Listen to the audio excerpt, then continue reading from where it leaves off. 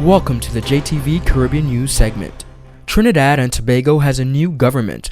Opposition leader Dr. Keith Rowley and his People's National Movement won the country's election on Monday, outing the ruling coalition led by Prime Minister Kamla Persad Bissessar.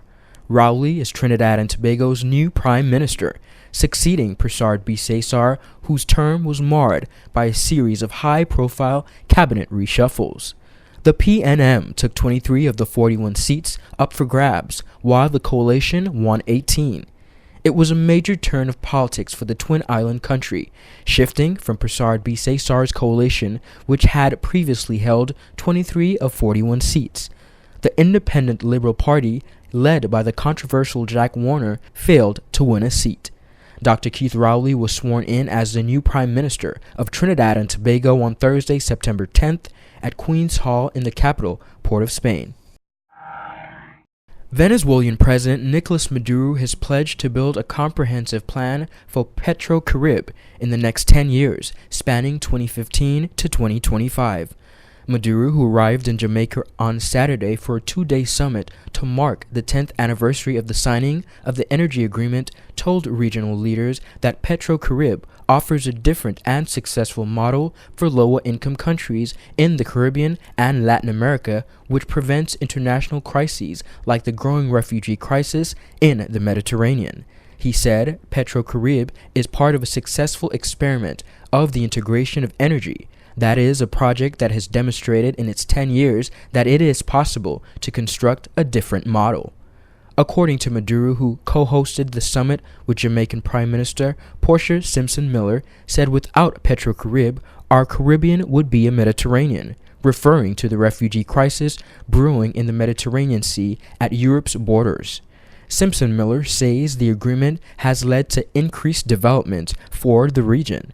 This summit, she said, marks another opportunity for our Latin American and Caribbean countries to jointly recognize the achievements of this important accord that has helped to fortify regional economies, met many of the social and economic development needs of our people, and build strong relationships.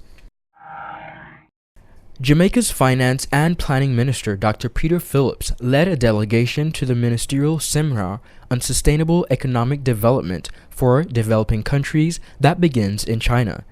Information Minister Sandra Faulkner said that during the week-long visit, Phillips will hold meetings with Chinese government officials, as well as representatives of firms involved in overseas investments. She said that these discussions will focus on existing loan agreements, possible future financing opportunities, and the broader economic and financial relations between Jamaica and the People's Republic of China. A New York judge has allowed former CIFA President Jeffrey Webb to serve his house arrest in his mansion in Atlanta, Georgia. The indicted Webb had applied to the conditions of his $10 million bail to be changed due to his claim the cost of living in his property in New York were too high. According to Cayman Reporter, the application made to the U.S. federal court by Webb's legal team claimed the cost associated with living in New York City were proving unaffordable, considering his assets have been frozen and he is not currently able to work under house arrest. This financial burden is worsened by the fact that nearly the entirety of Mr. and Mrs. Webb's cash savings is maintained in bank accounts that were encumbered as a result of the indictment and forfeiture allegations in his case, the application stated.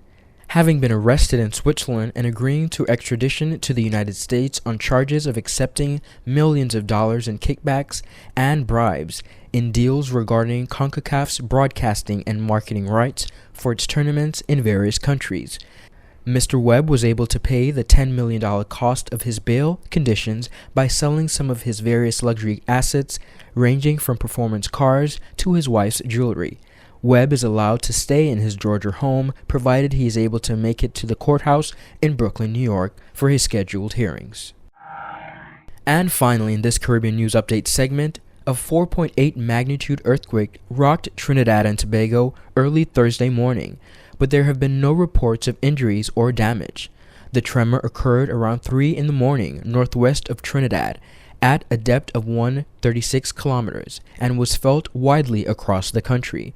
Residents flooded the UWI Seismic Research Center SRC Facebook page with posts indicating they felt the tremor, with some indicating it was so strong that it woke them from sleep. And a series of earthquakes, most of them 4.0 magnitude strength, have occurred in the northwest of Barbados within an 18-hour period. Barbados recorded consistent seismic activity in July and August, with multiple tremors occurring almost daily. Ron Grant for the JTV Caribbean News Update.